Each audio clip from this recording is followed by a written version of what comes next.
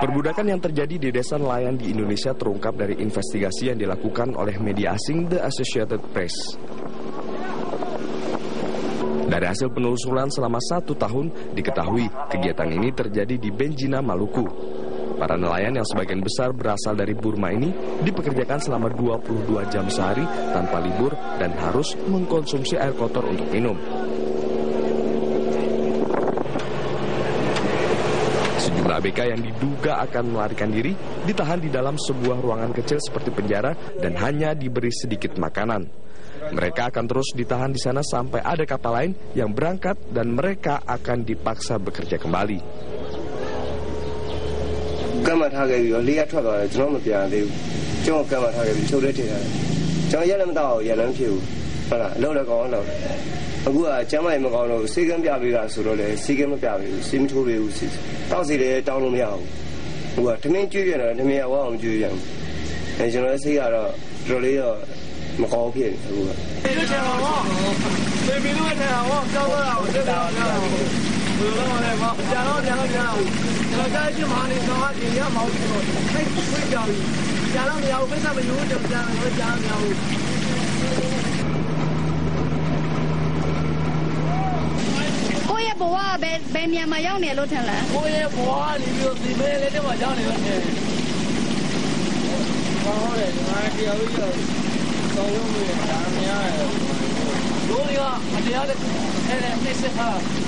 Thinking of what slavery is happening on those boats, I lost my sleep.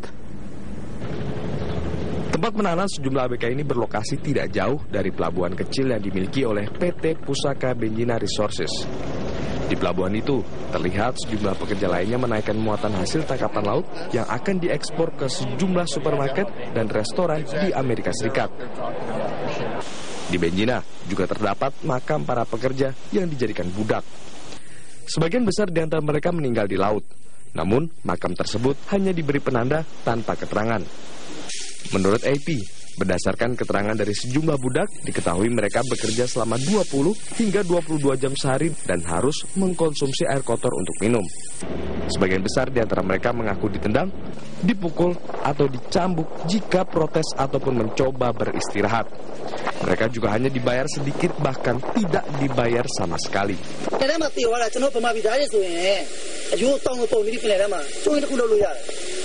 PT Pusaka Benjina Resources adalah satu-satunya perusahaan perikanan yang beroperasi di Benjina. Meski terdaftar sebagai perusahaan Indonesia, namun kapten kapal perusahaan ini berasal dari Thailand. Pemerintah Indonesia saat ini tengah memeriksa kembali kepemilikan perusahaan ini. Ya, informasi yang baru saja kita lihat bersama adalah praktek perbudakan dalam sebuah praktek perampokan ikan yang terjadi di Benjina. Saya ingin tunjukkan kepada Anda di mana sebenarnya Benjina itu. Benjina, nama Benjina mungkin santer terdengar setelah menyeruaknya kasus perbudakan anak buah kapal dan juga nelayan yang diduga dioperasikan oleh PT Pusaka Benjina Resources. Benjina sendiri kita lihat di layar sesungguhnya adalah sebuah daerah kecil yang ada di Maluku, letaknya di sisi barat Kepulauan Aru, di selatan kota Dobo, di Kepulauan Kobror. Ini bisa ditempuh dengan 3-4 jam perjalanan dari Dobo. Dan wilayah ini memang memiliki wilayah perikanan yang paling kaya dan beragam di dunia. Saya informasikan kepada Anda, Benjina sendiri merupakan daerah yang sasaran transmigrasi di Kepulauan Aru dan banyak transmigran yang bekerja sebagai nelayan dan petani. Dulu terdapat cukup banyak perusahaan asing dan kapal asal Thailand di daerah ini. Dan dibalik potensi dan semangat industri maritim kita ternyata menyimpan banyak sekali cerita kelam. Yang kalau maksudkan di sini adalah para pekerja menjadi satu mata rantai antara supply dan demand hasil laut kita. Ini juga muncul dari hasil investigasi sebuah media internasional, tepatnya Associated Press, yang kemudian mengeluarkan investigasi reportingnya, yaitu Your Seafood Might Come From Slaves, atau makanan laut Anda mungkin ditangkap oleh para budak. Ya, ini yang sungguh tragis begitu terjadi di Indonesia, di sebuah negara merdeka seperti Indonesia yang konstitusinya sangat anti begitu terhadap penjajahan, yang bisa juga diartikan di sini adalah perbudakan. Terjadi perbudakan, bahkan perbudakan ini berlangsung begitu untuk sebuah perampokan ikan besar-besaran yang terorganisir dan sistematis. Saya sudah bersama dengan pengamat kemaritiman Pak Riza Damani. Selamat malam Pak Riza. Kita sudah lihat bersama-sama tadi, saya tunjukkan di mana letaknya Benjina itu. Kalau kita lihat di layar beritanya begitu kan, terlihat para nelayannya ini dari Myanmar, dari Thailand kapalnya. Tapi ini terjadinya di Indonesia. Sudah cukup lama, Associated Press juga merilis berita tentang ini. Ini sungguh menampar sebenarnya. Betul. Kalau Anda lihat tadi berita tadi yang baru saja kita tayangkan, satu kata apa yang terlintas di benak Anda sementara ini? Melihat ada praktek perbudakan di dalam sebuah perampokan ikan di negeri kita ini.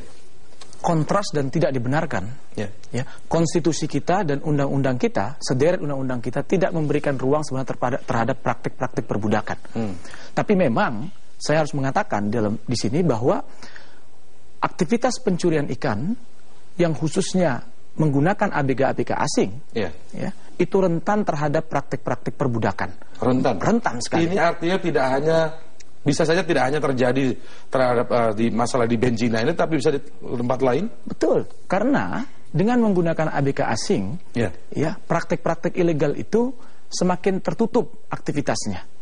Tidak ada interaksi antara ABK-ABK dengan masyarakat lokal, karena mereka takut, karena mereka ilegal, tidak punya visa misalnya untuk tenaga kerja dan seterusnya. Dalam situasi seperti itulah mengapa umumnya ABK-ABK asing yang bekerja di kapal-kapal ilegal, saya katakan demikian, mereka tidak berani untuk berinteraksi dengan masyarakat lokal, atau mereka berada pada wilayah-wilayah terpencil, misalnya seperti dalam kasus ini di Benjina. Itu yang terjadi. Apakah ini pasti modusnya di sebuah wilayah terpencil? Tapi kan sebenarnya kita punya infrastruktur, punya aparat sebenarnya untuk kemudian memantau wilayah-wilayah yang terpencil, katakanlah seperti itu. Ketika ini terjadi, kalau tidak salah sekitar dari tahun 2007 ini sudah berlangsung, sudah ada begitu perusahaan ini. Ini bukannya berarti apakah memang karena faktor terpencil sehingga tidak terpantau, ataukah ada pembiaran, ada suap di situ kemungkinan? Saya sulit untuk percaya bahwa kita tidak mengetahui ada ABK-ABK asing di sana. Saya sulit untuk percaya itu, karena sejak 5 tahun yang lalu laporan BPK terkait dengan aktivitas perikanan di Indonesia, temuan-temuan BPK itu menunjukkan bahwa marak penggunaan ABK asing di kapal-kapal berbendera Indonesia. Berbendera Indonesia. Bahkan diantaranya 99% dari ABK-nya itu asing. Itu tersebar di banyak wilayah di Indonesia. Bahwa tonnya ada praktek-praktek perbudakan, itu yang kita perlu dalami bersama. Dan itu sebenarnya sangat mudah untuk memantau hal itu. Sangat mudah untuk memantau itu. Walaupun itu tempatnya terpencil. Sangat mudah untuk memantau. Sangat mudah untuk mengetahui. Pertanyaannya kemudian yang lebih besar adalah, karena aktivitas usahanya kan ada izinnya dari pemerintah. Lalu mengapa selama ini tidak terpantau praktek-praktek seperti ini? Mengapa harus muncul dari sebuah investigasi media asing begitu? Nanti kita akan tanyakan. Juga ada Komisi 4 dari DPR yang akan kita tanyakan tentang hal ini. Tetaplah bersama kami, Prime Time News akan segera kembali saat lagi.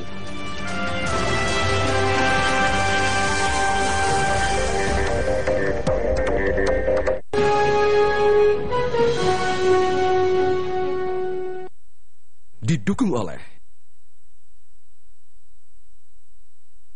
Hotin Cream, melepas pegal saat berkendara. Hotin aromaterapi, wanginya bikin rileks. Hotnya in sampai ke dalam. Kini ada Hotin Pump, praktis tinggal pencet. Enak buat pegal-pegal. Hotin Cream, nggak lengket, tanpa bekas. Sebagai ibu, aktivitas harianku sangat padat. Entrasol dengan Profit Formula dan ekstrak buah zaitun menjaga tulang dan melengkapi nutrisi harian Anda. Entrasol, lebih nutrisinya.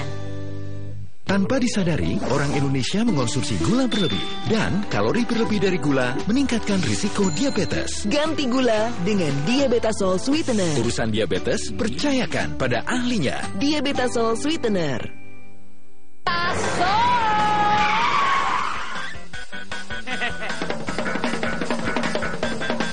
Aman, Bos. Aman. Pakai taso. Bukan sembarang bajaringan. Ini baru pas tebanya, pas kuatnya. Pasti taso. Anti karet, wah nggak melut, awet seumur hidup. Nggak dibohongin dah. Yang pas tebanya, pasti kuat, pasti taso. Dari Simanto. Takut kolesterol? Ada 5 gaya hidup sehat untuk bantu jaga kolesterol. Jika kolesterol masih tinggi, minum Nutrafol. Mengandung red yeast rice terbukti efektif membantu menurunkan kolesterol. Glutathione bantu jaga kolesterol. Setiap saat, setiap waktu, dirimu selalu lengkapi langkahku, yakin hatiku bersamanya, bahagia denganmu tak pernah. Teh botol Sosro, melegakan setiap saat, meyakinkan setiap hati.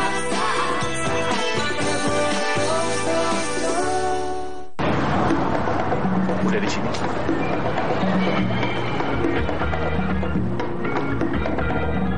Halo, apa kabar ya?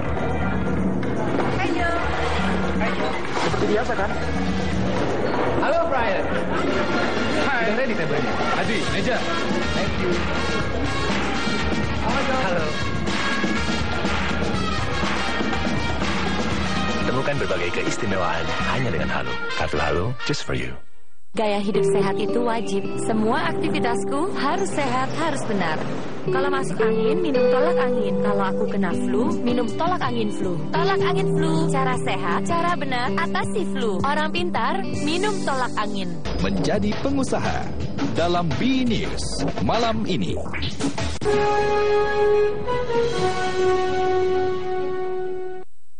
Didukung oleh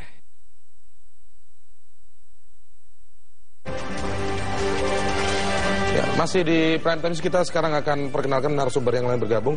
Ada anggota Komisi 4 DPR, Pak Viva Yoga Mauladi. Selamat malam, Pak Viva. Selamat malam, Mas. Baik, kemudian ada Laksamana Muda Purnawirawan Sulaiman Pontoh, mantan Kepala Bais TNI Angkatan Laut. Selamat malam, Pak Sulaiman. Atau Pak Pontoh saja saya panggil. Ya, baik, saya ingin ke Komisi 4 dulu. Kalau Komisi 4 melihat soal perbudakan di dalam praktek perampokan ikan atau illegal fishing ini, kemarin rapat dengan Menteri Kelautan dan Perikanan seperti apa hasilnya? Kami juga membahas soal ini. Iya, kami dari Komisi 4 mendukung pemerintah untuk melakukan upaya hukum terhadap PT Pusaka Benzina yang telah melakukan tindak pidana perbudakan. Jadi kami juga kaget karena tidak terpantau secara sistemik tentang bagaimana proses pengolahan industri ikan di Benzina. Tahu-tahu kita dapatkan info dari luar. Jadi ini memang sebuah praktek dari industri perikanan yang nyata di hadapan kita, bahwa ternyata penggunaan ABK asing itu juga masih marak dengan berbendera Indonesia. Jadi PT PPR ini badan hukumnya Indonesia, milik perusahaan Thailand, tetapi menggunakan ABK dari Myanmar, kan?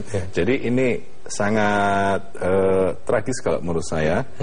Padahal kan kita punya kemampuan tenaga ABK yang sangat banyak sebenarnya di Indonesia itu. Tapi mengapa menggunakan ABK dari luar negeri? Jadi nanti dari Komisi 4 sendiri juga baru mengetahui ini ya? Iya, kami kaget juga karena kenapa praktek perbudakan itu muncul, ya kan? Justru di wilayah kita. Gitu. Padahal kan ini jelas-jelas sangat bertentangan dengan Pancasila, bertentangan dengan konstitusi kita, dan melanggar undang-undang tindak pidana perdagangan kemanusiaan. Ini adalah bentuk eksploitasi. Belum lagi dilakukan untuk merampok ikan begitu ya? Ini karena ini berbadan hukum Indonesia, ya kan?